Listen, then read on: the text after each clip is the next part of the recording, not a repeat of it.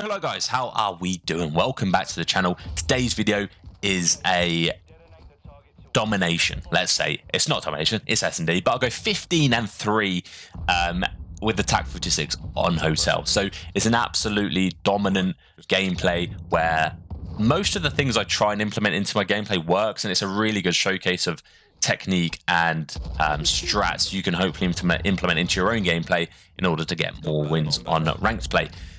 There's a lot of similarities between S&D across all CODs, so obviously there's going to be tips in here which I will provide that will also follow through to MW3 as well. So if you like, Harrz mate, it's MW2, MW3 is out in a couple of weeks, don't you worry, there are tips in S&D which you can utilize in MW3 to give you chances of, you know, coming out hot, let's say. Talking of which, before we get into the gameplay breakdown, because I know that's really what you're here for, but just a little bit of a heads up of what content to expect from MW3. First off, I'm going to be streaming on Twitch as soon as the game's live, because it's a nice way to interact with you guys, answer questions live. It's a little bit more personable. So I'm going to be doing that a lot more going into Modern Warfare 3. I've created a Discord. If you've got any questions on the fly that you want answering that you don't necessarily want to put in a comment, feel free to go in the Discord. And yeah, I've got a really good schedule of all sorts, tips and tricks, help with Harrz, map breakdowns, all of the content you've received in MW2 and more I will be doing in MW3. So yeah, if you like the sound of that, sub to the channel, it helps, gives me motivation. And yeah, that's round one of the S&D on Hotel we've just seen here. A lovely one versus two, I suppose, with bomb down. So going into the gameplay breakdown, this is my go-to strat off the rip for defense. You launch a nade towards double arch, you throw a stun towards single arch, and then you just watch the cross. From that, you sort of, the stun and the nade are to, one, get information. If you get a hit marker with the stun or the nade, you know someone's there. And it's also to sort of block off their view of you. They're less likely to push if you've already stunned it. And then from there, I can sort of guarantee they're not going to push my left. I can watch the cross and hopefully get a kill. Unfortunately, I didn't get a kill. He got through to bedroom.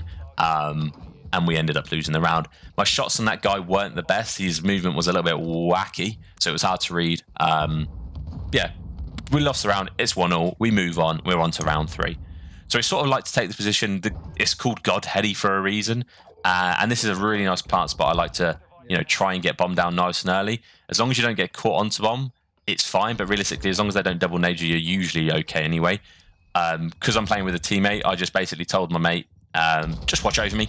I can't die from top or bottom bedroom. I can only die from platform or luggage. So yeah, that's what he did, and I managed to get bombed down. I then popped Eddie, run up the plat, got a kill, and instead of just staying there, I decided to play a little bit weird. I wanted to be a little bit unreadable, which is what S&D really is. You want to be hard to read whilst reading what everyone else is doing. So I know an enemy is towards P4, which is where my teammate just died. I have a feeling another one of their teammates is towards bedroom. And he's currently not on bomb, so I'm not challenging yet. I'm waiting for a little bit of time to tick down, and it's 7.5 seconds. He has had to hop it, so therefore I chow the first guy who ego chows me. I don't. If he'd have just hidden and waited for me to chow, obviously he had no idea where I was. So my play there really paid off. But yeah, I knew one was in bedroom because chances are there always is one in bedroom, especially as I've already had a kill there. There's usually another person lingering. So yeah, it was just a case of playing the time, waiting and be patient. Hold your shots. If I'd have shot, yeah, again, same strat off the rip. If I'd have shot there, I may have died. They may have won the round. They wouldn't have. If they know where I am, they know they're safe to defuse bomb, and the other player could have watched the cross. The fact that I held my shot there enabled me to, sneak up on them, get one kill, get the second kill, and get the dub of the round. So I've pulled back a little bit here just because I wanted to play the back bedroom. We saw a couple people cross. There was a lot of pressure towards the A side here, so I sort of, let's pick off some easy kills towards the back bedroom. Unfortunately, they did manage to get bombed down as my teammates. The rest of my team fell, but it leaves me 30 seconds to get a 1 versus 2 and a defuse. So this is no mean feat. Let's see what we can do. So I'm clearing out all the obvious spots. I noticed that luggage doors are open and the bomb is either planted for me or luggage, so I'm chancing the fact that there has to be someone here. Good read. Second guy's in bedroom. Unfortunately, I pre-aimed him, hoping that he would chow. Unfortunately, this was a cock up on my end. I got to be honest. If I'd have just hopped the bomb when I first got there, I'd have been gravy. I'd have got the defuse, and we would have won the round. But I hesitated. He played that really well. He played the time really well, and yeah, unfortunately lost the round. But hey, as I said, I make the mistake so that you don't have to. You learn from mine. Moving on to the next round, it's a 2-all situation here, and I'm just going to the old, the old reliable. I'm noticing a lot of pressure towards A side. There's a sniper top bottom luggage, so I really can't do my plant strat as I normally would, which then means I have to plant on our side of the bomb, which then leaves me open to mid, leaves me open to bottom bed, leaves me open to top bed, so it's just not a good situation to be in. Teammates managed to pick up a 2-piece, which is going to be enough pressure for them towards A, for them to think we're going A, and I've taken the opportunity to plant the bomb at B. Now, I don't have a lot of teammate help here, so I'm just trying to play my life. I noticed the guy bottom bed. That's just really good time in there. And on S&D, people like to take a wide route. I don't know what it's like in the lower reloads, but people like to take the widest route. Chances are, yeah, and he's coming this way. He'd either have to come close, and therefore I'd see him come to the stairs, or he'd have to go on that heady. Realistically, I would have got the kill either way, because one, I was pre-aiming the heady, and then two, if it had come closer, his iron sight would have been looking way over me anyway. So, yeah. So again, I'm playing this mid just for the information, really. I get a comm that there's someone in sofa. Teammate unfortunately falls to him, but we get the trade from A7 Mad QS. So I'm just sort of trying to play my time a little bit here, waiting for them to get the bomb down. My teammate's in bottom bedroom playing his life, and I think they're going to, if I'm honest, whilst they know someone down is on our team is in bottom bed, they're not going to be quite so eager to get the bomb down. But I decided to go for a wide flank here. I've got Deddy. I might as well use it. I go all the way around. I don't want to be an obvious play here. Managed to catch this guy. Unfortunately, he did enough to get away. But what I've done here is I've repositioned. I've gone back. I don't think he expects me to do this. In my head, he's dived to that side of the stairs, and he's waited to regen health. So he was almost trapped there. The only way he'd have been able to get out of there is if he'd mantled over the banister to get onto the steps, but realistically, he's not going to do that. So again, my position in there has helped me win that gunfight. And yeah, he's planted a B. So in this situation, well, one, I can hear him. He doesn't have Deddy, so that was an easy read. But two, my teammate was towards kitchen. Now, realistically, if I wait there for maybe, even if I don't hear him, I wait there for maybe 5 to 10 seconds, maybe not 10, 5 seconds. I then know whether or not he's pushed out diner. We can then, in my head, then I can cross out that area of the map. But yeah, so either way, even if I would have heard him here, I'd have pre-aimed either of these two areas, either freezer or cat room, in anticipation that they might come through here. If they don't, oh well, we know where they're not. It narrows the choices down of where they can be. And if they do, I get the kill. So it's a win-win situation, especially with a 2 versus 1. We have the flexibility to do that. So these guys have sort of cottoned on to our very, very samey trick we do every offense. Unfortunately, the guy's shots top bedroom were decent enough to rip me off that heady, so fair play to him.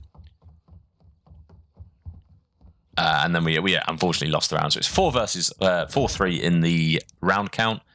And again, I'm playing mid. You guys are probably wondering why I'm playing mid, why not bedroom, why not anywhere else. Realistically, if they go B, I want to be able to hear them. I don't want to sit in B and then die in a 1 versus 1 gunfight with a sub, because I'm using an AR. From here, I should be able to hear anyone walking through diner unless they've got Deddy, but chances are not all 4 of their teammates are going to have Deddy at the same time. I then streak A, because realistically, my teammates are in no man's land. He's all the way back in spawn. I don't want them to be able to get bombed down.